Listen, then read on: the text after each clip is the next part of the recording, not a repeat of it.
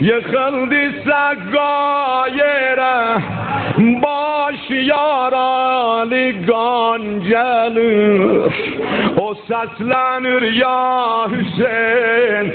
dağda ok vuran gelir. Ya Hüseyin, ya Hüseyin gel haraya hardasan de ya Hüseyin gel haraya gel haraya hardas geldi Zahra nenem geldi Zahra nenem Kerbela'ya harda uzadı ya Hüseyin ya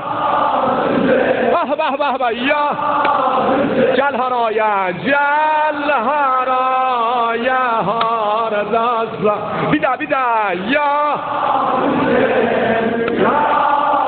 bah gel ya hardasan geldi Zahra nenem Kerbela hardasan benim ağam öz ağam var yürekde söz ağam taş inşallah Kerbela'da inşallah oldu. Benim ağam öz ağam var yürekde söz ağam ben sensiz dözemiyorum sen bu derde döz ağam